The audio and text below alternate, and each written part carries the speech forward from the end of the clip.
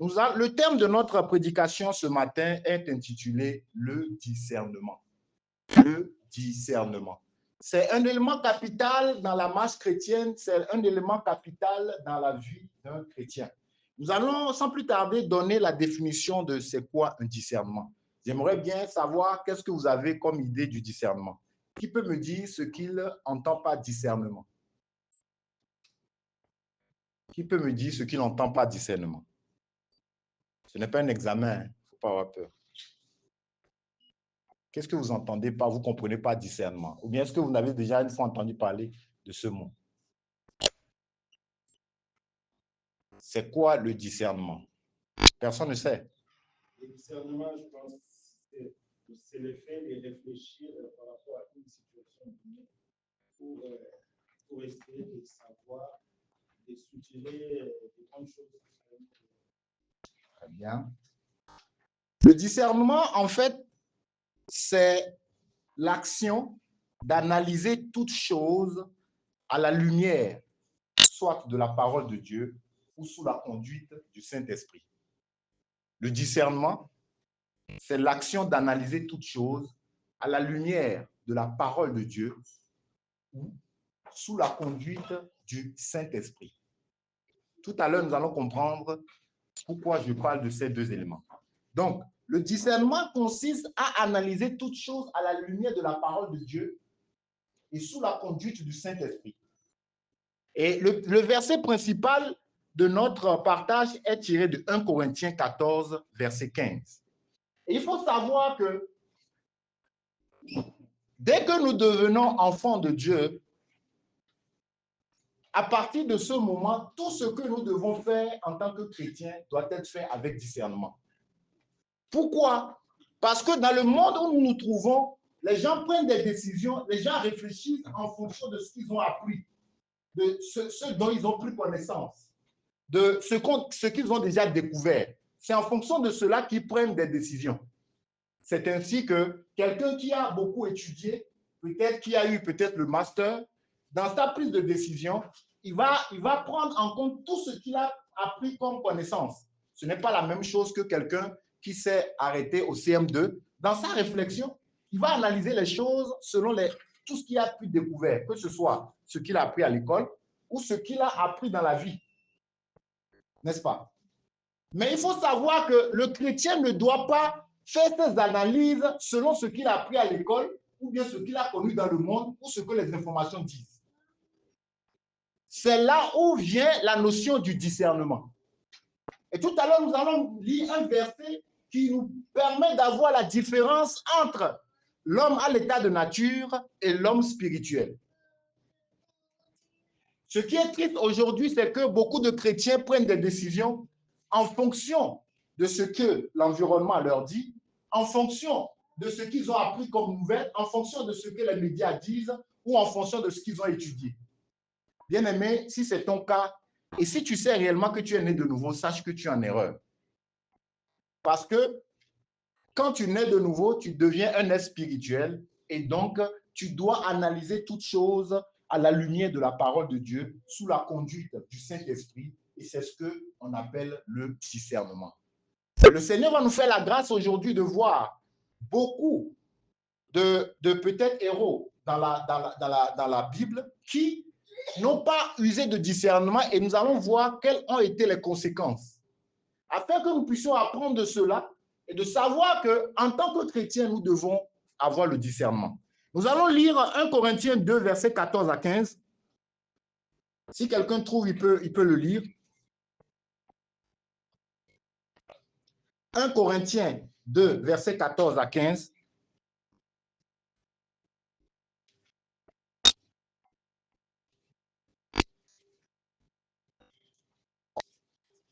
« 1 Corinthiens 2, versets 14 à 15.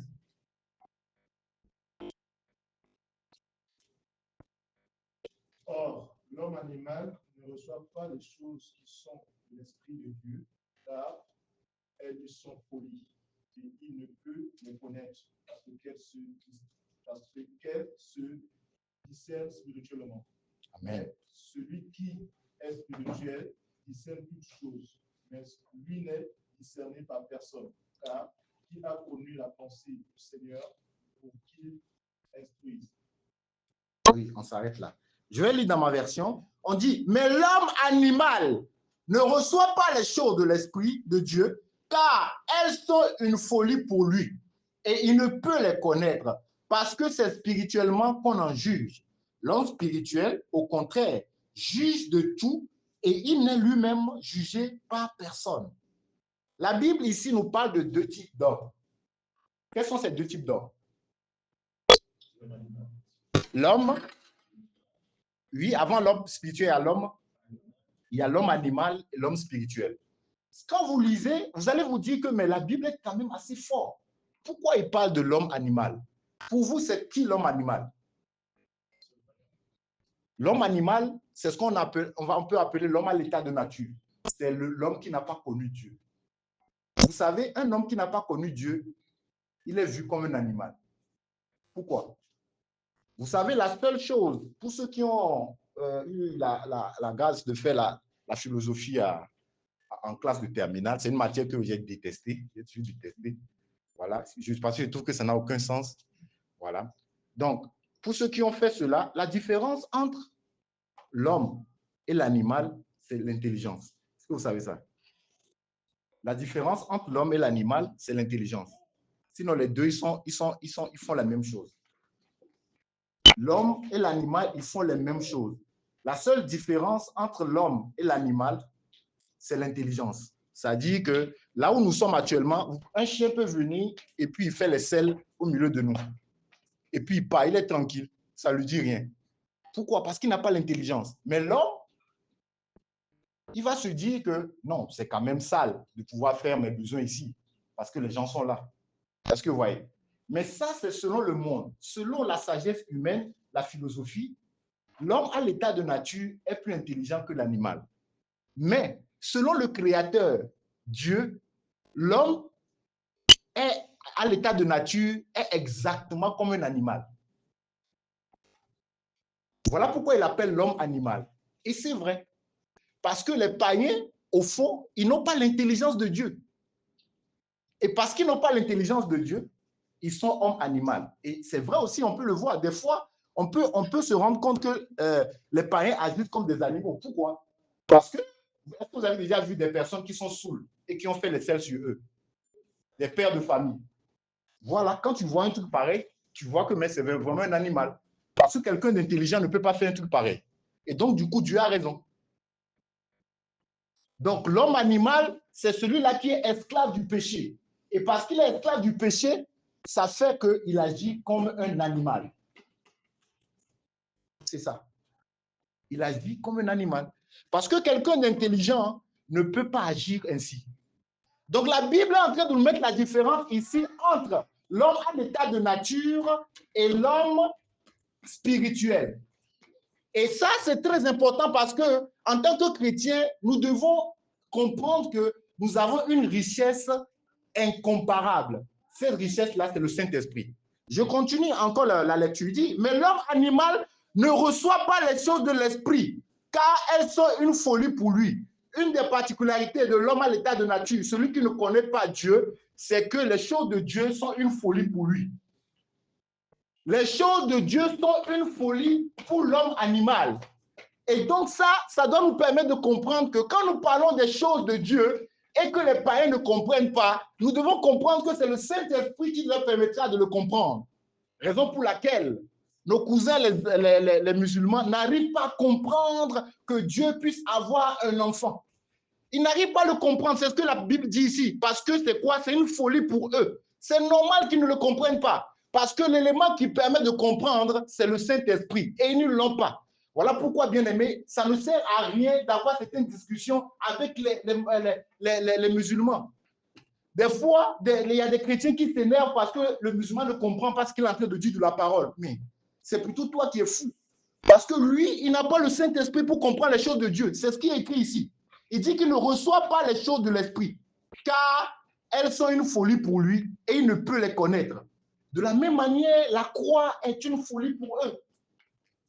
C'est une folie. Comment on peut comprendre que quelqu'un qui meurt à la croix et qui n'arrive pas à se défendre, Colossiens nous dit qu'au même moment, il est en train de dépouiller les principautés et en train de dépouiller le diable. Mais ce n'est pas possible. Humainement parlant, c'est une folie. Donc, nous devons comprendre que c'est le Saint-Esprit qui permet à une personne de comprendre les choses de Dieu. Et donc, en pleine évangélisation, notre objectif, c'est d'aller annoncer, pas d'aller convaincre.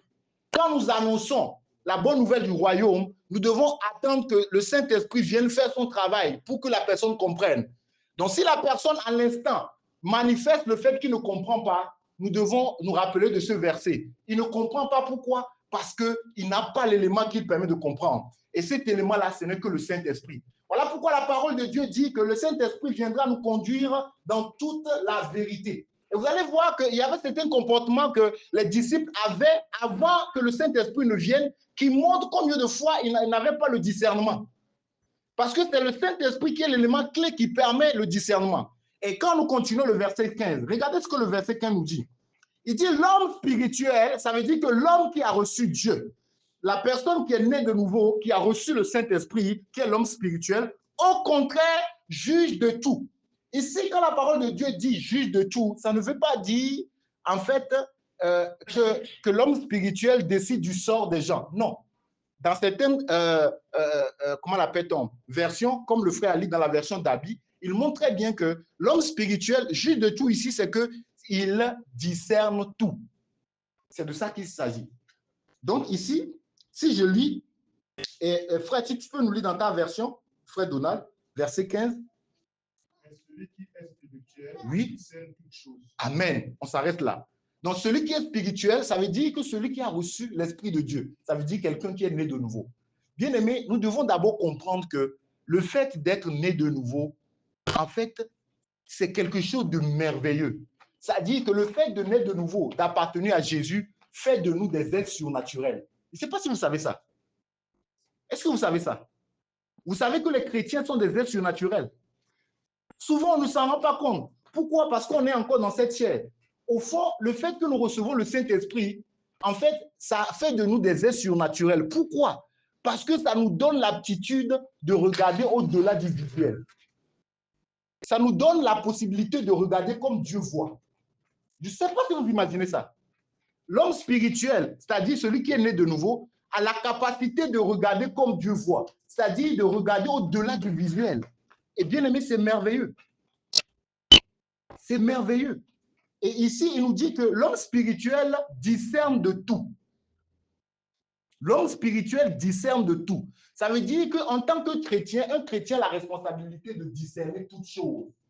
Pourquoi? Parce que ce qui se présente devant nous physiquement n'est pas forcément ce qu'on pense, bien aimé. Vous savez, par manque de discernement, beaucoup se sont retrouvés dans de mauvaises assemblées. Pourquoi? Parce qu'ils ont regardé seulement au visuel. Vous savez, par manque de discernement, beaucoup ont épousé des sorciers, des sorcières. Pourquoi? Parce qu'ils ont regardé seulement au côté visuel. Par manque de discernement, beaucoup se sont retrouvés dans des boulots où ils sont piégés. Pourquoi? Parce qu'ils ont regardé seulement au visuel. Alors que Dieu a donné à chaque chrétien la capacité de regarder au-delà du visuel. Et c'est ce qu'on appelle le discernement. Le discernement, c'est de pouvoir analyser la chose à la lumière de la parole de Dieu ou sous la conduite du Saint-Esprit. Bien-aimés, en tant que chrétiens, le Seigneur nous lance l'appel aujourd'hui. Nous devons tout discerner. Pourquoi? Parce que ce n'est pas ce que nous voyons au visuel, ce n'est pas ça qui est la réalité. La réalité, c'est ce qui se passe derrière. Bien-aimés, faisons très attention. Quel que soit ce que quelqu'un viendra nous soumettre, un chrétien, avant de prendre une décision, doit d'abord discerner. Discerner, c'est quoi? C'est d'analyser à la lumière de la parole de Dieu ou sous la conduite du Saint-Esprit. Vous savez, il y a certaines choses normales dont la parole de Dieu nous dit de faire. Mais sans discernement, nous allons le retrouver dans autre chose. Je donne un exemple banal. Dieu a dit de pouvoir aider les saints. Est-ce que vous voyez? Mais si nous aidons sans discernement, nous risquons d'être à côté de la volonté de Dieu. Parce que ce n'est pas toute personne qui vient te dire que je suis dans le besoin qui est réellement dans le besoin. Des fois, des gens peuvent te dire je suis dans le besoin, mais au fond, derrière, cacher quelque chose. Derrière, ça peut être caché une convoitise. Derrière, peut-être caché une rébellion contre Dieu. Donc, c'est à toi de pouvoir analyser ce que la personne te dit Discerner pour avoir la conduite de ce que le Seigneur veut te dire. Et tout à l'heure, nous allons voir des exemples pratiques dans la Bible qui montrent combien de fois, sans discernement, on peut se retrouver à côté de la plaque. Bien-aimés, dans tous les choix que nous devons faire dans la vie en tant que chrétiens, nous devons exercer le discernement. Nous devons exercer le discernement. Un chrétien ne va pas souscrire ne va pas postuler un boulot parce que le boulot paye bien. Si tu fais ainsi, tu agis comme l'homme animal. Parce que l'information que l'homme animal a pour pouvoir postuler un boulot, c'est qu'il faut trouver le boulot qui est le mieux payé. Vous êtes d'accord avec moi? Mais non.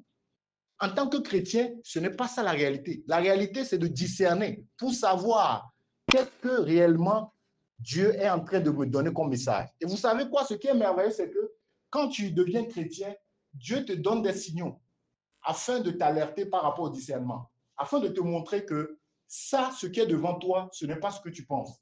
Il y a une autre réalité derrière. Dans l'œuvre de Dieu, bien aimé, nous devons avoir le discernement. Nous devons avoir le discernement dans l'œuvre de Dieu.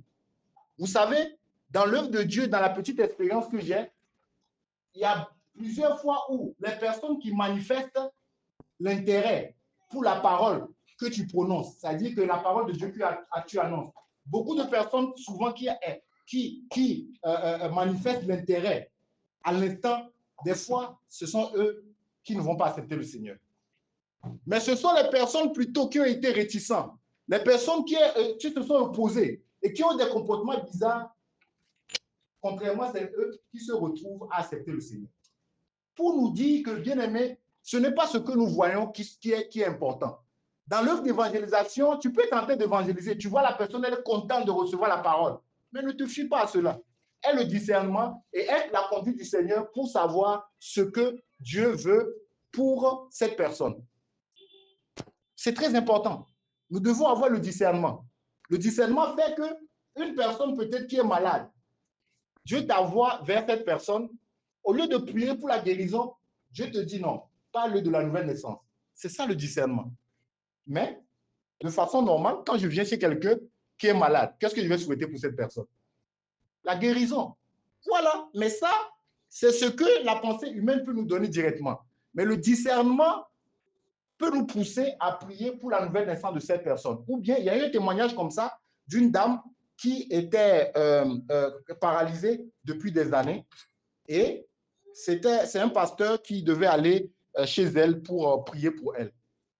Voilà, notamment, et ce pasteur-là, ce qui est bien, c'est que Dieu l'a fait la grâce d'avoir le don de guérison. Voilà. Mais quand le pasteur est parti là-bas, parce que le pasteur connaît le papa de la dame en question qui est malade. Et elle est vraiment paralysée, elle ne peut même pas se déplacer. Quand le pasteur est parti, le Seigneur lui a mis à cœur que non, ne prie pas pour sa guérison, prie pour qu'elle puisse pardonner. Le pasteur, lui, il ne comprenait pas. Il dit, mais la personne est malade. Pourquoi Dieu me dit de prier? Oui, il est parti. Et donc, quand il est parti là, il a essayé de faire la discussion. Il a dit à la dame que, bon, Dieu me met à cœur de pouvoir que tu pardonnes quelqu'un. Voilà, et qu'il veut que je prie pour toi pour que tu puisses pardonner. Est-ce qu'il y a quelqu'un que tu ne désires pas pardonner depuis là? Elle a dit que oui, oui, oui. Non, celui-là, je ne vais jamais le pardonner.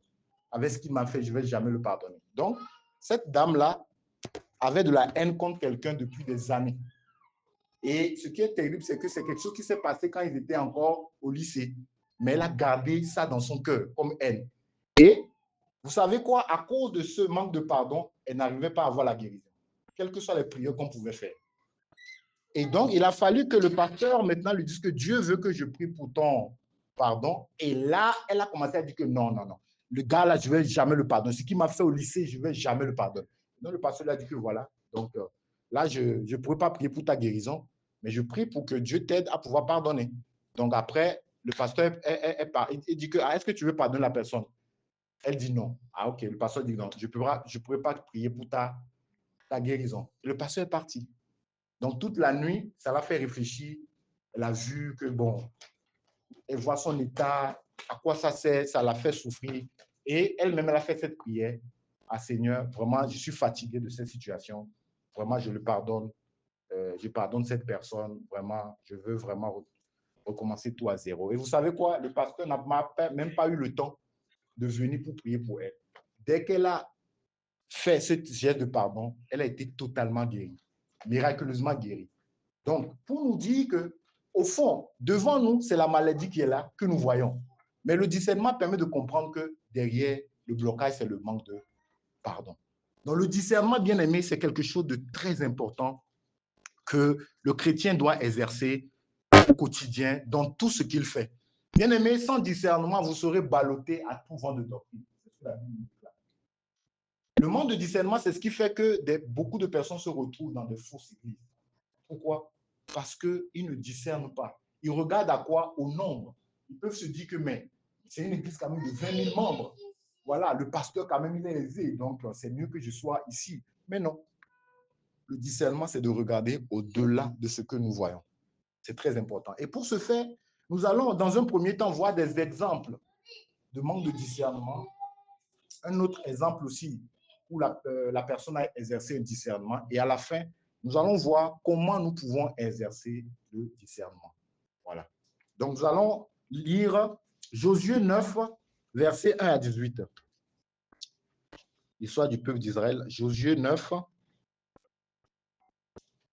versets 1 à 18. Josué 9.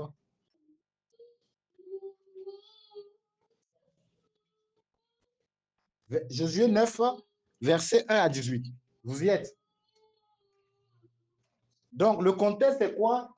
C'est le peuple d'Israël, ça nous parle du peuple d'Israël sous la conduite de Josué. Voilà. Le peuple d'Israël qui a eu beaucoup de succès, voilà, vis-à-vis d'autres, qui a pu combattre vraiment des grands peuples, voilà, qui a eu de la victoire. Et beaucoup d'autres peuples aussi ont su cela. Ils ont commencé à avoir peur du peuple d'Israël. Pourquoi? Parce que le peuple d'Israël, c'est Dieu qui était son chef d'armée, c'est Dieu qui le conduisait. On va lire ici. On dit, à la nouvelle de ces choses, tous les rois qui étaient en deçà du Jourdain, dans la montagne et dans la vallée et sur toute la côte de la Grande Mer, jusque près du Liban, les Essiens, les Amoréens, les Cananéens, les Phérésiens et les Éviens et les Jébusiens, s'unirent ensemble d'un commun accord pour combattre contre Josué et contre Israël. Les habitants de Gabaon, de leur côté, lorsqu'ils apprirent de quelle manière Josué avait traité Jéricho et Haï, eurent recours à la ruse et ils se mirent en route avec des provisions de voyage. Ils prirent de vieux sacs pour leurs ânes et de vieilles outres à vin déchirées et recousues. Donc ici, dans le contexte, c'est quoi? Le peuple d'Israël avait déjà battu Jéricho et Haï, et les autres peuples ont appris cela, et qu'est-ce qu'ils se sont dit? Ils ont dit non, on va s'unir contre le peuple d'Israël. Parce que là, on voit que vraiment le peuple d'Israël est assez fort militairement. Mais on nous dit ici que les habitants de Gabaon, les Gabaonites, eux, quand ils ont vu cela, ils ont eu peur. Ils ont senti qu'ils ne peuvent pas faire la guerre contre Israël.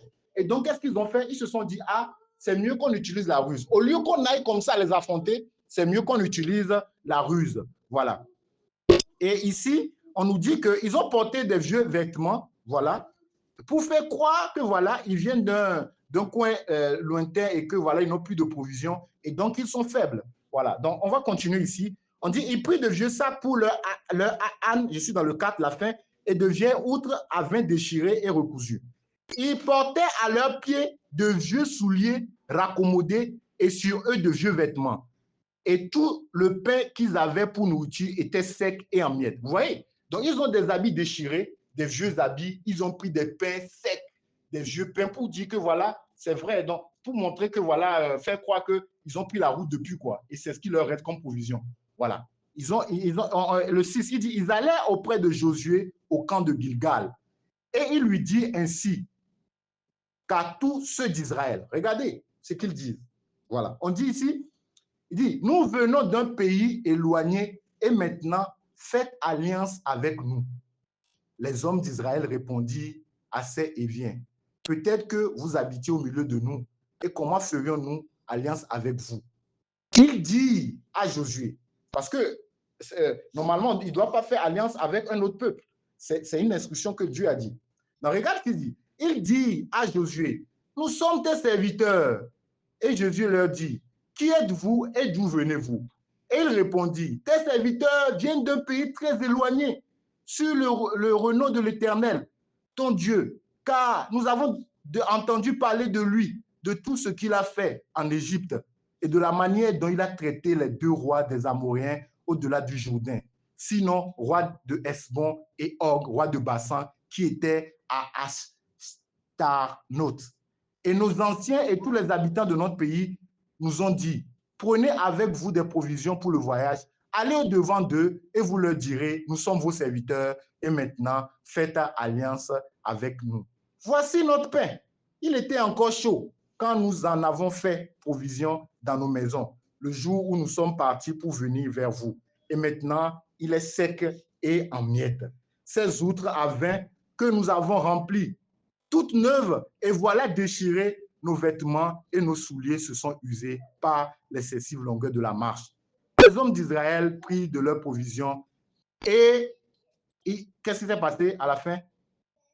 Le 14. Qui peut me dire la fin? On dit les hommes d'Israël prirent de leurs provisions et qu'est-ce qui est écrit chez vous? Et ils ne consultèrent point l'Éternel en langage facile et ils ne discernaient point. Donc voilà en fait une situation qui se pose. Un peuple qui s'appelle Gabaon, les Gabaonites, ils ont vu que le peuple d'Israël était très fort militairement parlant. Et à l'époque, soit on se fait la guerre et le plus fort s'impose, ou soit tu capitules, tu te dis, je ne suis pas fort, je reste à ton service, je deviens esclave. Et là, au moins, tu as envie, mais tu es esclave. C'est ce qui s'est passé. Les Gabonites se sont dit que non. On sait très bien que les gars là, ils ont pu détruire Pharaon. Alors que l'Égypte était une grande puissance à l'époque. Ils se sont dit, quoi? Les gars là, ils arrivent à vaincre Pharaon. Ils arrivent à vaincre les gens de Jéricho. Nous comment on va les vaincre? On va utiliser la ruse pour devenir serviteurs. Donc, ils sont venus dans des habits déchirés pour faire croire qu'ils viennent de loin et que, en fait, eux, ils ne sont pas là pour être leur ennemi. Voilà, ils sont là pour capituler et pour être à leur service. Mais ils savent très bien que quoi? Quand le peuple d'Israël va rentrer en alliance avec eux, c'est fini. Parce que l'Éternel est un Dieu juste, ça veut dire que Dieu ne va pas permettre à ce qui le touche. Oui, parce que si vous avez fait alliance avec eux, parce que l'Éternel est un Dieu juste, vous devez honorer cet engagement. Donc, ils sont venus, ils ont demandé à ce qu'ils fassent alliance avec le peuple d'Israël pour devenir leur serviteur. Par rapport à cette situation, Josué devait discerner et consulter l'Éternel, mais il n'a pas fait. Qu'est-ce qui a piégé Josué, selon vous? C'est ce qu'il voyait. C'est ce qu'il voyait. Il a vu de la pitié. Josué a vu des gens habits déchirés qui sont là, qui disent « Ah, on n'a rien, aide-nous ». Josué s'est basé sur l'émotion. Au fond, ce n'était pas mauvais que Josué aide quelqu'un qui est dans le besoin, n'est-ce pas? Mais il fallait que Josué puisse analyser à la lumière de la parole de Dieu ou conduit par le Saint-Esprit, c'est-à-dire consulter l'Éternel, pour savoir comment agir, comment Dieu trouve cette chose. Ça vous rappelle ce que je disais tout à l'heure, que oui, c'est vrai, le Seigneur nous dit d'aider les saints, d'aider les gens, mais si nous n'usons pas de discernement, nous allons nous retrouver être même contre Dieu, agir contre Dieu. Pourquoi? Parce que nous n'avons pas analysé. Regardez ici un cas concret où les gars sont dans le besoin, ils disent qu'ils sont dans le besoin. Les habits sont bien déchirés. Tu vois bien les pains qui sont secs. La personne te dit que, ah, voilà la situation dans laquelle je suis. Aide-moi. Si tu te bases sur les émotions, tu vas dire, ah, ok, c'est bon. Comme Moïse a dit, c'est bon, on fait alliance avec vous. Et après, c'est fini, tu es piégé. Donc, un chrétien doit toujours user de discernement dans tout ce qu'il fait. Le verset a été clair. Il dit, l'homme spirituel fait quoi? Discerne tout. Ou bien juge de tout. Donc, ça veut dire qu'il n'y a rien que nous devons laisser à la légère. Un chrétien, tant que tu deviens chrétien, tu ne regardes plus selon les yeux humains, mais tu dois tout discerner. C'est très important. C'est très important. Un chrétien doit tout discerner. Sinon, il risque de se retrouver hors de la volonté de Dieu.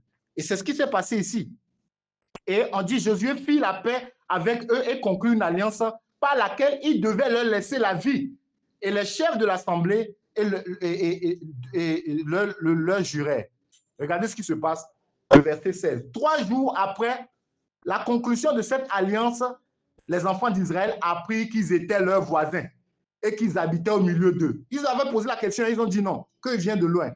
Ils ne les frappaient point parce que les chefs de l'assemblée leur avaient juré par l'Éternel, le Dieu d'Israël, de leur laisser la vie. Mais toute l'assemblée murmura contre les chefs. Vous voyez, ils ont été piégés parce que Dieu est un Dieu de justice. Ils avaient signé cette alliance-là, ils ne pouvaient plus. Pour les lecteurs de la Bible, vous savez quoi? Cette histoire-là a été trimballée jusqu'au temps de David. Est-ce que vous savez ça? Jusqu'au temps de David, cette histoire a été trimballée. Pourquoi? Parce qu'à un moment, Saül était fatigué de ça et Saül les a exterminés. Et Dieu a dit que non, ça ne se passe pas comme ça. Vous avez pris un engagement, vous devez respecter. Donc il fallait au temps de David, vous savez quoi? Au temps de David, pendant un moment, le peuple d'Israël n'avait pas de succès dans une bataille. Pourquoi? Parce que Dieu a rappelé l'erreur qui a été faite par Josué. Est-ce que vous pouvez imaginer ça? Que ce manque de discernement a été trimballé depuis des années. Le roi Saül est parti. David est venu. David n'avait rien à voir avec ça. Mais cette histoire est revenue au temps de David. A eu des répercussions où il fallait la régler avant que le peuple d'Israël puisse avoir la victoire par rapport à ses ennemis. Est-ce que vous voyez combien le manque de discernement peut nous créer des problèmes? Josué a pris cela à la légère. Il a regardé seulement comme ça. Il a pris une décision et ça a été dur. Bien aimé, un chrétien doit exercer le discernement dans toute prise de décision. Et il n'y a rien à banaliser. Pourquoi? Parce que nous sommes devenus maintenant des êtres spirituels. Donc ça veut dire que nos décisions ne dépendent plus de ce que nous voyons. C'est triste de voir que les chrétiens aujourd'hui prennent des décisions par rapport à ce qui passe à la télé, au niveau de France 24. Parce que France 24 a dit telle chose, on veut prendre la décision par rapport à ça. Non.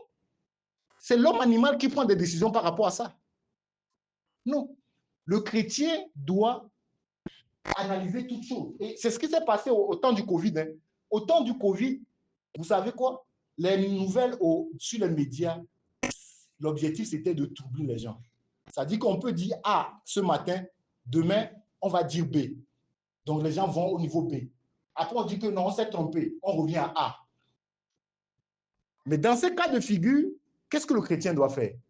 Il doit avoir le discernement. Le chrétien ne doit pas voir ce qui se passe. Oh non, il y a tel nombre de morts ici et tout ça. Oui, ça c'est ce que les médias disent, les nouvelles disent. Mais qu'est-ce que Dieu me dit par rapport à cette situation? Parce que Dieu va au-delà de tout cela. Dieu voit cela.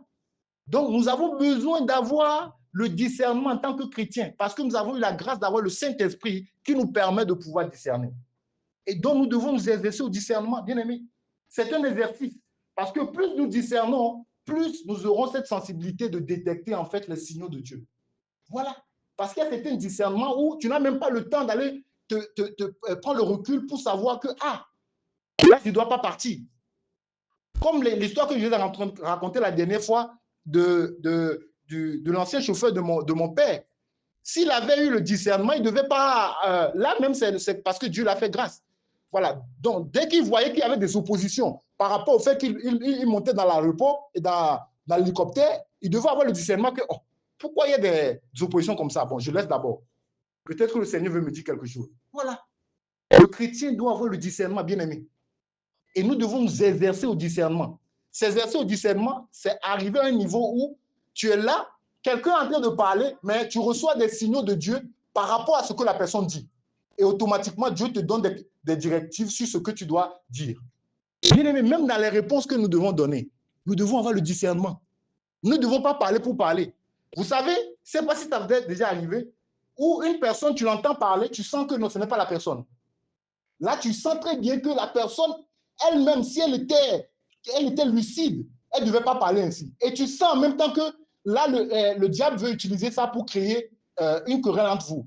Et puis, tu te recules et puis tu dis non, il n'y a pas de problème, tu gardes le silence, tu pars. Je ne sais pas si ça vous est déjà arrivé. Voilà. Vous devez avoir le discernement. Et mais tu vas te rendre compte que si tu n'as pas ce discernement, après, ça part aux mains. Vous ne commencez même pas à vous battre.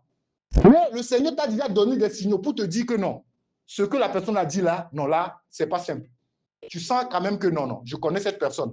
C'est un peu comme David, comment appelle-t-on plutôt Pierre.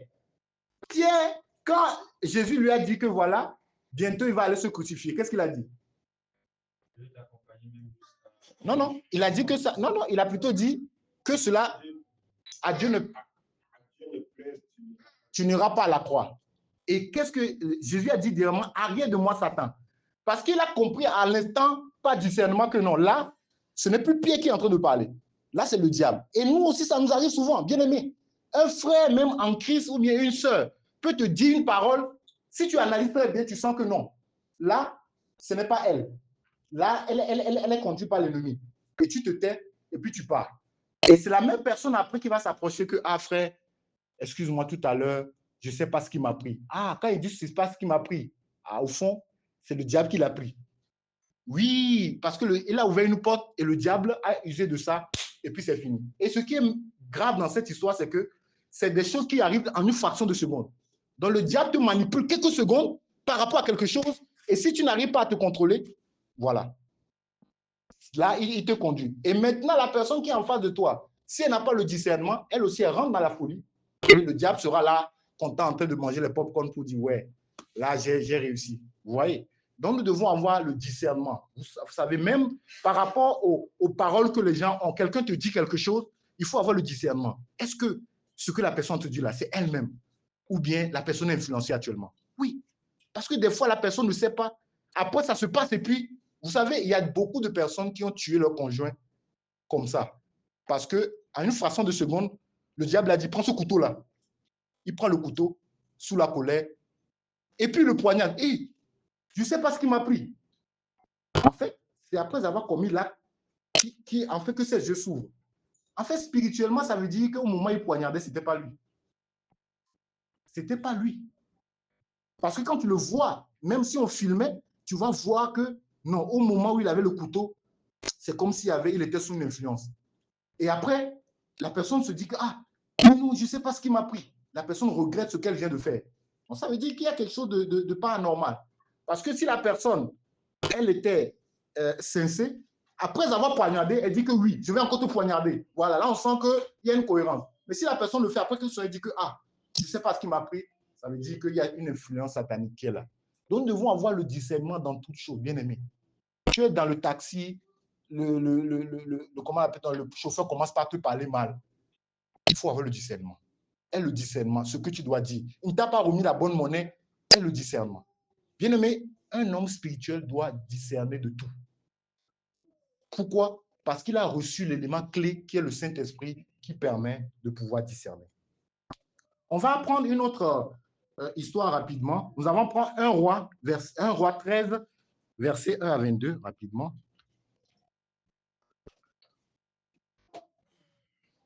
1 roi 13, verset 1 à 22, toujours par rapport au discernement, parce que le Seigneur veut nous enseigner véritablement comment nous devons discerner, pourquoi il faut discerner, c'est très important. Nous avons besoin de ça dans l'Assemblée. 1 roi 13, voilà, pour les lecteurs de la Bible, ça me parle du vieux prophète et du jeune prophète. Donc, je vais lire rapidement. Voici un homme de Dieu arriva de Juda à Bethel par la parole de l'Éternel, pendant que Jéroboam se tenait à l'autel pour brûler des parfums. Il cria contre l'autel par la parole de l'Éternel et dit, autel, autel, ainsi parle l'Éternel, voici, il naîtra un fils à la maison de David. Son nom sera Josias. Il immolera sur toi les prêtres des hauts lieux qui brûlent sur toi des parfums et l'on versera sur toi des ossements d'hommes. Et le même jour, il donna un signe en disant, c'est ici le signe que l'Éternel a parlé. Voici, l'autel se fendra et la cendre qui est dessus sera répandue. Lorsque le roi entendit la parole que l'homme de Dieu avait criée contre l'autel de Bethel, il avança la main de dessus l'autel en disant, saisissez-le. Et la main de Jéroboam avait étendue contre lui, devint sèche et il ne put la ramener à soi. Voilà, donc ici on nous parle d'un prophète que Dieu a envoyé à Juda, voilà, pour donner un message, voilà, et ce prophète étant venu, voilà, on dit ici, il a donné la parole de l'Éternel et le roi Jéroboam, qui était là à l'époque, a voulu qu'on se saisisse de lui. Voilà, parce que lui, il ne croyait pas que voilà, Dieu puisse envoyer quelqu'un pour annoncer une parole contre eux. Donc il dit, saisissez-vous de lui. Et quand il envoie sa main comme ça, sa main se bloque en l'air. C'est ce qu'on nous dit ici. Il dit ici, le 5, l'autel se fendit et la cendre qui était dessus fut répandue selon le signe qu'avait donné l'homme de Dieu par la parole de l'Éternel. Donc, ce que le prophète a dit, s'est réalisé. On dit, alors le roi prit la parole et dit à l'homme de Dieu, donc celui-là que Dieu a envoyé, le prophète, pour parler. Quand le roi a vu maintenant que tout ce qu'il a dit s'est réalisé, le roi fait profil bas. Et dans le 6, il dit, implore l'Éternel ton Dieu et prie pour moi, afin que je puisse retirer ma main, parce que sa main était bloquée. L'homme de Dieu implora l'Éternel et le roi put retirer sa main, qui fut comme auparavant. Donc, Dieu a fait grâce, sa main qui était bloquée comme ça et qui est devenue sec, Dieu a fait grâce par le prophète que la main puisse se retirer. Le roi dit alors à l'homme de Dieu, entre avec moi dans la maison, tu prendras quelques nourritures et je te donnerai un présent. C'est naturel. Un roi qui voulait qu'on t'arrête, toi un prophète, il envoie sa main, la main se bloque. Toi tu pries et la main se débloque. Naturellement, le roi va se dire que, oh, mais vraiment, toi tu es fort. Viens chez moi, on va manger un peu, peut-être le poundou avec du bon smida, n'est-ce pas, avec de la dinde. Viens, on va manger un peu. Mais sauf que cet homme de Dieu là, ou bien ce prophète là, Dieu l'a défendu de ne pas manger nulle part. Quand il n'a pas fait la mission, de ne manger nulle part. Après, il finit, il rentre directement. Et regardez ce qui va se passer, il dit. L'homme de Dieu dit, le 8, dit au roi, quand tu me donneras la moitié de ta maison, je n'entrerai pas avec toi. Je ne mangerai point de pain et je ne boirai point d'eau dans ce lieu-là. Car cet ordre m'a été donné par la parole de l'Éternel, tu ne mangeras point de pain et tu ne boiras point d'eau et tu ne prendras pas à ton retour le chemin par lequel tu seras allé. Donc, regardez ce que Dieu l'a dit.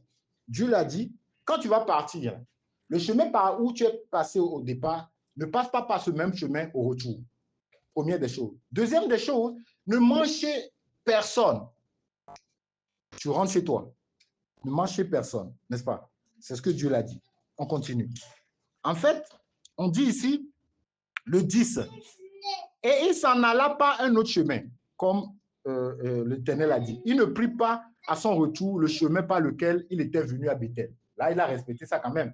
Il a pris ce truc-là. Voilà. Sauf qu'il aime trop le poundou. Et là, ça va être contre lui. Il dit, oh, il y avait un vieux, le 11, oh, il y avait un vieux prophète qui demeurait à Bethel. Ses fils vinrent lui raconter toutes les choses que l'homme de Dieu avait faites à Bethel ce jour-là et les paroles qu'il avait dites au roi lorsqu'il en eut fait le récit de leur père. Est-ce que vous voyez? Donc, il y avait les enfants d'un ancien prophète qui étaient là et qui ont vu toute la scène de tout ce qui s'est passé et tout ce que le prophète a dit au roi Jéroboam, comme quoi je ne dois pas prendre le même chemin et je ne dois pas manger chez quelqu'un. Donc, eux, ils sont venus dire ça à leur père. Et on dit le 12, il leur dit, par quel chemin s'en est-il allé? Ses fils avaient vu par quel chemin s'en était allé l'homme de Dieu qui était venu de Juda. Et il dit à ses fils, scellez-moi l'âne, et il scellait l'âne, et il monta dessus. Donc, l'ancien prophète, le vieux prophète, quand les enfants l'ont informé, il a dit, voilà, montrez-moi par quel chemin il est passé. Il a pris son âne, il a scellé, et puis il a pris ce chemin. Et le 14 nous dit, il alla après l'homme de Dieu, et il se trouva assis sous un térébinthe. Il dit, es-tu l'homme de Dieu qui est venu de Juda? Il répondit, je le suis. Il est en train de parler au jeune prophète qui a fait tout à l'heure les exploits. Alors il lui dit, viens avec moi à la maison et tu prendras quelques nourritures. Vous voyez? Donc, ici, le vieux prophète est en train de faire la même proposition que le roi avait faite. Cette proposition, c'est de venir manger chez lui. Qu'est-ce que Dieu a dit par rapport à ça? De ne pas manger. Donc, du coup, si on dit discernement, c'est ce que Dieu a dit. Quel est le discernement? Donc, il devait suivre ce que Dieu a dit, n'est-ce pas? Voilà. Après, on continue. Le 16. Mais il répondit, je ne puis ni retourner avec toi, ni entrer chez toi. Je ne mangerai point de pain, je ne boirai point d'eau avec toi en ce lieu-là. Car il m'a été dit par la parole de l'Éternel, Tu n'y mangeras point de pain et tu n'y boiras point d'eau. Et tu ne prendras pas à ton retour le chemin par lequel tu seras allé. Et là, lui, il a vraiment bien reproduit. Comme un perroquet, il a bien dit ce que l'Éternel a dit. Mais il ne suffit pas de bien répéter ce que l'Éternel a dit. Le discernement, c'est de prendre conscience de ce que l'Éternel a dit et de l'appliquer. C'est ça le discernement. Voilà, il ne s'agit pas de connaître seulement la parole. C'est de pouvoir mettre cette parole en pratique. C'est ça qui est le discernement. Et le 18, on nous dit, et il lui dit, moi aussi je suis prophète comme toi. Il n'a pas tort. Le vieux prophète est aussi prophète comme lui. Il dit, et un ange m'a parlé de la part de l'Éternel et m'a dit, ramène-le avec toi dans ta maison et qu'il mange du pain et boive de l'eau. Point. Qu'est-ce qui suit? Il lui mentait. Bien-aimé, est-ce que vous réalisez? Normalement, c'est son aîné dans la foi qui le rencontre et qui lui dit qu'un ange l'a parlé. Donc, il s'est basé sur les relations émotionnelles. Ah, mais comme c'est mon aîné dans la foi, donc je vais le quitter. Mais comme c'est le pasteur, quand même, c'est lui qui m'a dit ça. Mais vous oubliez que le pasteur aussi peut être animé par l'ennemi. Donc, ce jeune homme-là, il n'a pas eu le discernement. Le discernement, c'est de savoir ce que Dieu dit par rapport à la question et de l'appliquer. Ce n'est pas une histoire de non, c'est mon père quand même. Oh, c'est papa qui dit ça. Oh, comme c'est papa là, je vais faire fraude là. Oh non, ah, c'est maman. Hein. Oh, maman qui m'a pris 9 mois dans le ventre, qui a pris soin de moi. C'est elle qui me dit ça. Donc, je peux faire cette fraude là. Non. Il s'agit de discerner quel est ce que Dieu dit. Parce que ta maman a pris 9 mois là. C'est Dieu qui a mis l'enfant là-bas. Qui est supérieur à ta? C'est Dieu. Donc, il faut écouter ce que c'est la personne qui est supérieure. Est-ce que vous voyez? Ici, ça nous enseigne. Ça nous enseigne que même nos aînés dans la foi, il peut arriver que même le pasteur, étant animé par la chair, peut nous dire quelque chose, en fait, qui est contre la volonté de Dieu. Et donc, nous devons avoir le discernement. Il ne s'agit pas de pouvoir manquer de respect au pasteur ou bien commencer par lui dire que non, moi, si Dieu me parle. Non. Il s'agit d'être disposé et de savoir qu'est-ce que Dieu te dit dans le secret. C'est ça. Et là aussi, l'erreur que le jeune prophète a fait, c'est qu'il a révélé ce que Dieu l'a dit dans le secret. Mais si tu révèles à quelqu'un ce que Dieu t'a dit dans le secret, c'est fini, tu t'es ouvert toi-même. La personne a une droit d'avance sur toi. Voilà. Donc, il est très important d'avoir le discernement, de connaître vraiment ce que Dieu nous a dit dans le secret. Et même si nous devons parler à quelqu'un, nous devons être sûrs que c'est Dieu qui nous a dit de parler à la personne. Si Dieu ne t'a pas dit, tu le gardes et tu agis selon ce que Dieu a dit. C'est très important. Et voilà ici ce qui s'est passé. On va lire rapidement. On dit ici que l'homme de Dieu retourna avec lui et mangea du pain et but de l'eau dans la maison. Comme ils étaient assis à table, la parole de l'Éternel fut adressée au prophète qui l'avait remené. Donc le prophète qui a menti, imaginez, c'est ça où Dieu est puissant. Le prophète qui vient de mentir, Dieu passe par lui pour passer maintenant un vrai message. Vous voyez? Donc, ça aussi, ça nous enseigne que ce n'est pas parce que quelqu'un t'avait une fois menti que à chaque fois qu'il dit quelque chose, tu ne le prends pas au sérieux. Ah ouais. L'intelligence humaine, ça veut dire que souvent, malheureusement, des parents font ça. Oh, il y a un enfant là, lui, il dit toujours des bêtises. Oh, va là-bas, toi, tu dis toujours des bêtises. Mais le jour là, il est en train de dire quelque chose de vrai. Mais parce que tu n'as pas eu le discernement, tu dis, oh, toi, ma boule là, passe ici. Mais c'est le maboule là qui va vous sauver. Il a dit, papa, quittons l'immeuble parce qu'il y aura écoulement. J'ai fait un rêve. Oh non, toi, arrête là-bas. C'est quoi ça? Voilà. C'est ce qui s'est passé avec Joseph. Joseph, on n'a pas pris au sérieux les rêves qu'il faisait. Mais c'était des messages pour montrer qu'il était l'élément que Dieu va utiliser pour sauver sa famille. Voilà. Donc, le discernement fait ce que, même ce qu'un enfant dit, un enfant, même un bébé qui fait gaga, même comment appelle-t-on, diamant, vous voyez, il me regarde bien. Tu vois, il a le discernement. Vous voyez, même diamant, le discernement fait que même ce qu'un bébé fait, en fait, tu ne regardes pas comme un bébé, tu regardes derrière. Oui, parce que Dieu peut passer par un bébé pour te donner des signaux pour dire, quitte ici, il y aura un danger. Oui, quitte ici, le bébé est en train de pleurer, tu ne comprends pas. Il pleure. Tu dis, mais qu'est-ce qui ne va pas? Il a tout mangé, on a changé les couches. Non, mais le Seigneur veut te dire, quitte ce lieu. Voilà, le discernement, ça va au-delà de ce que nous voyons comme ça. Donc, ce n'est pas parce qu'une personne souvent ment il est connu pour mentir, tout ça, que c'est fini. Dans le monde, on va dire que non, lui, là, c'est un même menteur. Mais le discernement fait que non, toi, tu analyses toujours. Est-ce que là encore, c'est un mensonge ou bien Dieu passe par lui? C'est ce qui s'est passé avec Balaam. Dans la Bible, Balaam, Dieu est passé par son âne pour le parler, comme dans un dessin animé. L'âne est en train de parler. Mais Balaam n'a pas eu le discernement. Vous savez, il a encore endurci son cœur. L'âne est en train de le parler. Il a encore chicoté son âne. Oui, mais l'âne était en train de lui parler. De lui parler. Dieu est en train de lui donner un message, mais il n'a pas eu le discernement. Voilà. Donc, le discernement fait que même un animal, tout ce que nous voyons, nous analysons. Parce qu'un animal peut avoir un comportement, mais c'est un signal que Dieu est en train de donner. Voilà.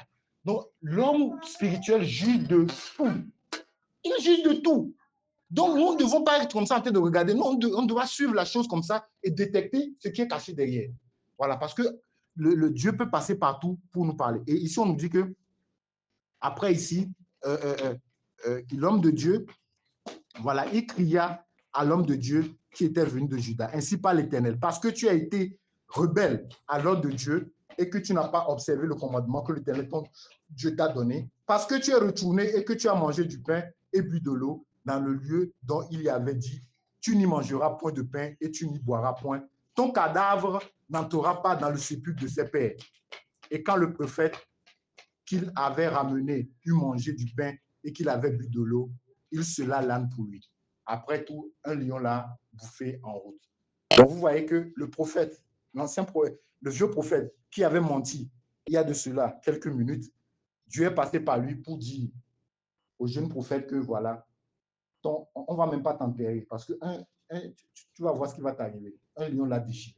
Donc vous voyez que la personne qui avait menti tout à l'heure, Dieu l'a utilisé pour parler. Donc le discernement fait que nous ne regardons pas au statut de la personne, ce que la société dit, mais le discernement nous permet d'analyser toute situation. Voilà. De la même manière que Pierre, vous savez quoi?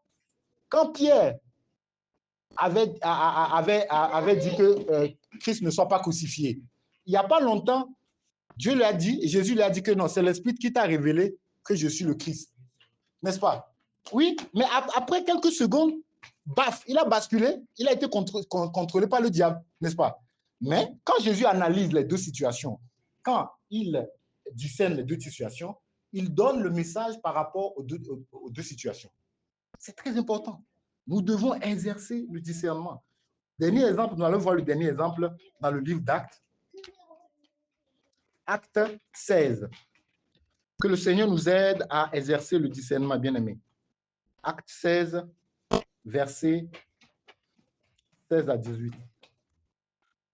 Voilà. Ici, pourquoi je donne l'exemple de Acte 16?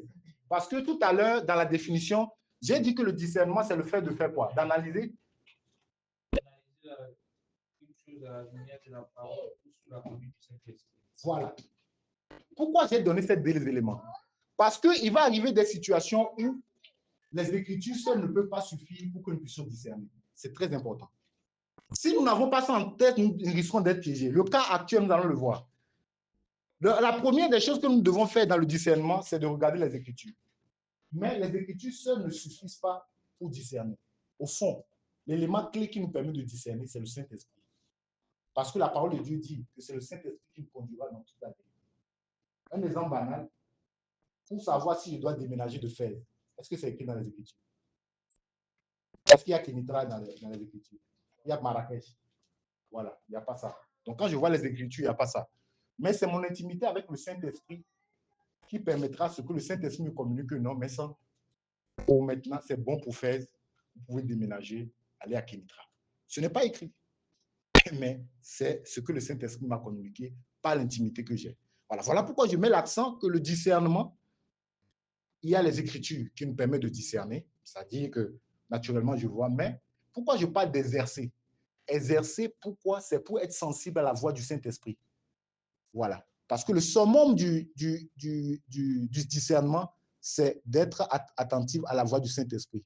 Là, il n'y a pas de... Parce qu'il y a des situations où il n'y a pas la Bible pour vérifier quelque chose. Tu es là, à 1000 mètres d'altitude. Tu as été parachuté. Tu n'as pas de Bible. Non, tu dois discerner. Là, tu dois descendre. Tu fais comment? Apportez-moi une Bible. Non. Est-ce que vous voyez? Donc, il y a la seule chose que nous avons, qu'on ne peut pas nous enlever, c'est le Saint-Esprit. Tu peux oublier ta Bible, oublier ton téléphone. Mais la chose que tu as, qu'on ne peut pas t'enlever et qui te conduit à la vérité, c'est le Saint-Esprit. Voilà pourquoi on dit que c'est lui qui nous conduira dans la vérité. Voilà pourquoi, parce que à tout moment où nous sommes, même si nous n'avons pas la connaissance de la chose, lui nous conduit dans la vérité. Je ne sais pas si ça vous est déjà arrivé. Des fois, le Saint-Esprit te conduit par rapport à quelque chose, t'enseigne quelque chose, et c'est quand tu es en train de méditer, tu dis, ah, mais ça c'est dans la parole. Ah, mais je ne savais pas. Mais moi, je faisais comme ça, mais je ne savais pas que c'était dans la parole. Donc, il y avait le verset. Mais le Saint-Esprit t'avait déjà conduit. Et un jour, maintenant, tu découvres que c'est dans la parole. Donc, pourquoi je parle des versets? C'est pour vraiment que nous puissions avoir cette intimité, pour être à l'écoute de ce que Dieu nous dit. Nous allons lire ici le verset 16 là, à 18 de Acte 16 nous donne un exemple clair. Ici, Acte 16, verset 16 à 18. Comme nous allons au lieu de prière, une servante avait l'esprit de Python. Voilà. Et qui, en devinant, procurait un grand profit à ses maîtres, vint au-devant de nous. Il se mit à nous suivre, Paul et nous. Elle criait, « Ces hommes sont les serviteurs de Dieu très haut, et ils vous annoncent la voie du salut. » Elle fit cela pendant plusieurs jours. Paul, fatigué, se retourna et dit à l'esprit, « Je t'ordonne, au nom de Jésus, de sortir d'elle. » Et il sortit à l'heure même. Regardez ce qui se passe ici. C'est-à-dire, c'est un peu comme si je suis en train de faire la prédication. Et il y a une dame à côté pour dire que, ah, le frère Messin, c'est vraiment un homme authentique. C'est vraiment quelqu'un qui craint Dieu. Est-ce que c'est faux? C'est pas faux, je crains Dieu. Mais ce n'est pas Dieu qui est derrière cette chose-là. C'est une flatterie. Ça ne vient pas de Dieu. C'est un esprit de Python qui utilise la duplicité pour séduire. Voilà. Ce n'est pas vraiment Dieu. Et ça, par exemple, il n'y a aucune écriture qui te permettra de savoir que ce que cette dame l'a dit, elle est fausse. Vous êtes d'accord avec moi? Parce que ce qu'elle dit que ces hommes-là craignent Dieu. Oui, Paul craint Dieu, effectivement. Elle répète même ça que, ah, vraiment, ces gens-là, c'est les hommes de Dieu, hein, ils craignent Dieu. C'est vrai.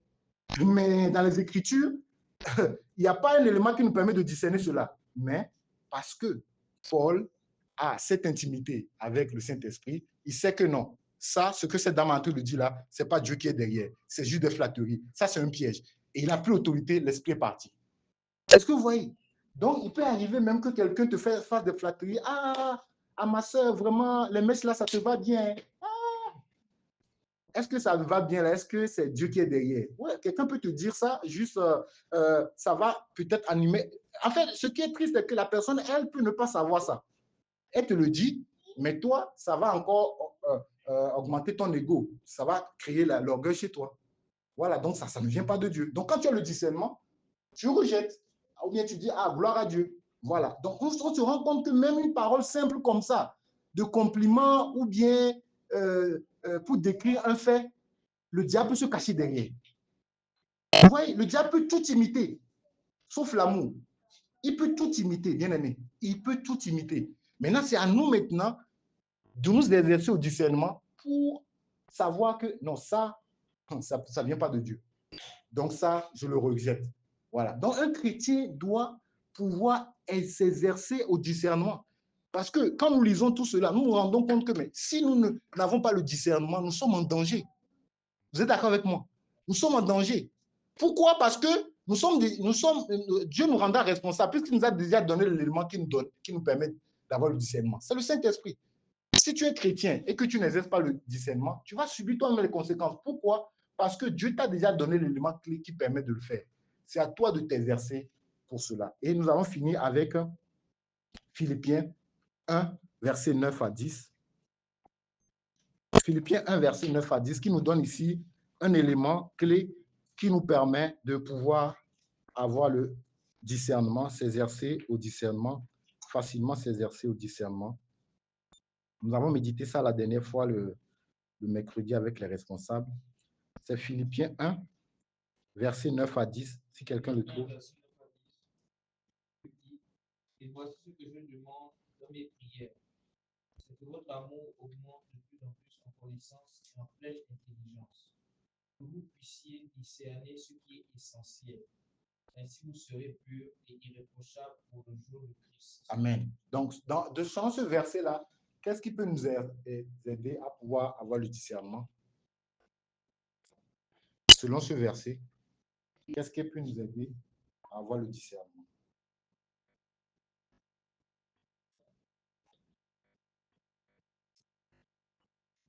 Qu'est-ce qui peut nous aider à avoir le discernement selon ces deux versets? Non, ce n'est pas seulement la connaissance. Non, ce n'est pas seulement l'amour. Non, non, non. Il faut bien lire. Vous donnez les éléments un à un, mais il faut que ça soit cumulé pour que ça donne. Certains disent c'est l'amour, d'autres disent c'est la connaissance. Non, il a dit quelque chose de clé.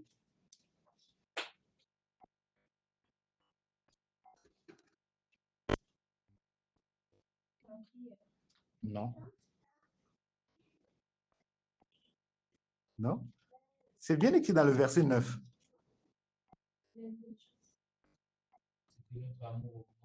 Voilà. C'est ça. Notre amour, c'est bien écrit.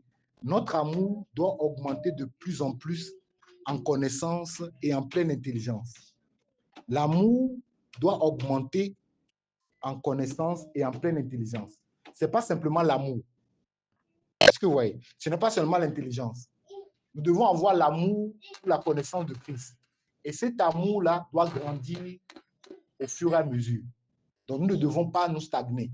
Voilà. Donc, quand notre amour pour la vérité, la connaissance de Jésus augmente de plus en plus, ça nous permettra facilement d'avoir le discernement. Parce que plus tu connais Dieu et plus tu vois les choses comme Dieu voit. Et ayant déjà le Saint-Esprit va puiser dans cette connaissance que tu as pour te permettre de pouvoir discerner.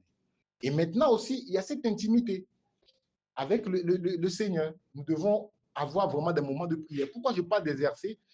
Parce que, en fait, c'est quand nous restons dans l'intimité avec Dieu que de plus en plus, Dieu va pouvoir aiguiser notre oreille spirituelle pour être à l'écoute de sa voix. Voilà pourquoi je parle d'exercer. Voilà. Parce qu'à un certain niveau, tout ce qui est autour de nous devient une information que Dieu est en train de nous donner pour savoir comment agir. C'est très important. Dans un premier temps, on va dire que voilà, on augmente en connaissance de l'amour. Donc, ça veut dire que quand il y a une situation, tu viens chercher dans les Écritures pour voir qu'est-ce que le Seigneur dit par rapport à ça pour appliquer. Ça c'est le niveau bébé. Le niveau où Dieu veut qu'on aille, c'est le niveau là où a atteint les zéros de la foi. Vous savez, dans l'étude des zéros de la foi, la plupart du temps, quand on dit qu'il y a quelque chose, quand on dit qu'ils consultaient l'Éternel, on ne dit pas qu'ils attendent des jours, des mois. Hein. Quand on dit qu'ils consultaient l'Éternel, Dieu leur donne la réponse, ils agissent. Je ne sais pas si vous avez remarqué. Quand vous entendez les Moïse et les autres, Abraham et autres, quand ils consultaient l'Éternel, est-ce que quand on écrit ça, on dit que non, il a attendu 2 ans et puis l'Éternel a parlé? Non. Généralement, ils consultaient l'Éternel dit fais ça. Ils consultaient l'Éternel dit fais ça. Voilà. On a même dit que Moïse parle avec Dieu comme oui, voilà, comme son ami. Est-ce que vous voyez? Voilà. En fait, c'est à ce niveau-là que Dieu veut qu'on arrive. Voilà. Ce niveau-là où, en fait, je n'ai pas besoin d'aller prendre la Bible pour discerner que ça, c'est ce que Dieu dit. Non. Donc, voilà pourquoi on dit de s'exercer au discernement. Pour que dans les situations comme ça, je suis en train de discuter avec un frère, le frère est en train de me demander des conseils, mais au même moment, je reçois les informations de chez Dieu et je lui communique ce que Dieu dit, pas discernement. Quelqu'un me dit quelque chose, automatiquement, je détecte que non, ça, voilà ce qui est caché derrière. Je ne vais pas entrer dans cette folie et je garde le silence. Voilà. C'est à cela que le Seigneur veut.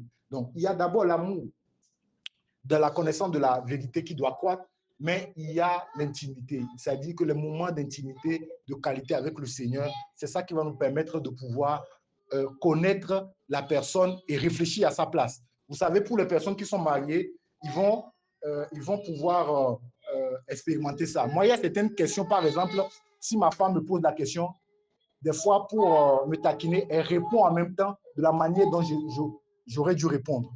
Pourquoi? Parce que l'intimité fait que la personne maintenant réfléchit comme toi. Voilà. Elle a une question, elle sourit en même temps, elle sait Quelle réponse que tu vas donner? Parce qu'elle elle est habituée vraiment à toi et c'est ta façon de voir les choses. C'est la même chose que Dieu demande de nous. Voilà. Que le Seigneur nous aide vraiment à discerner, à être vraiment des hommes spirituels qui analysent toutes choses. Que la gloire revienne au Seigneur. Amen. Nous allons prier donc que le Seigneur nous aide à l'assemblée à avoir le discernement. Parce que faire l'œuvre de Dieu sans discernement, c'est taper vraiment à côté. Voilà. Nous pouvons bien avoir des bonnes intentions dans le cœur, comme Josué a eu. Josué a eu une bonne intention en voulant aider cette femme. Il y a le jeune prophète qui a une bonne intention de respect envers l'aîné pour dire que non, je suis ce que tu me dis en tant qu'aîné. Mais nous remarquons que ce n'est pas avoir, comment l'appelle-t-on, quelque chose de bon dans le cœur nous-mêmes qui compte, mais c'est ce que Dieu dit qui compte. Voilà. C'est ne pas avoir une bonne intention nous-mêmes qui compte, mais c'est ce que Dieu dit qui compte. Nous allons prier que le Seigneur nous aide désormais à discerner en toutes choses. Prions le Seigneur. Seigneur, béni sois-tu pour cette parole, Seigneur, que tu nous donnes, Seigneur, qui nous permet véritablement de nous remettre en question par rapport à la notion, Seigneur, de discernement. Seigneur, tu nous as donné ton esprit afin qu'il nous conduise dans toute la vérité. Ma prière, Seigneur, pour nous dans cette assemblée, c'est que nous ayons le discernement dans tout ce que nous faisons. Dans l'œuvre que nous faisons, dans la préparation des messages, dans tout ce que nous faisons dans notre quotidien, que nous puissions nous exercer au discernement, afin de ne plus faire les choses comme nous pensons, mais comme toi tu penses, Seigneur. Oui, donne-nous, Seigneur, de pouvoir ou encore davantage passer des moments d'intimité avec toi, Seigneur, afin d'être sensible à la voix de ton esprit, Seigneur, et connaître en tout moment ta volonté. Seigneur, pour ceux-là qui n'ont pas encore eu ton esprit, Seigneur, qui sont encore à l'étape d'homme animal, nous prions que tu aies compassion d'eux et que tu te révèles à eux, Seigneur, afin véritablement qu'ils puissent être conduits également par toi. Au nom puissant de Jésus, j'ai ainsi prié. Amen.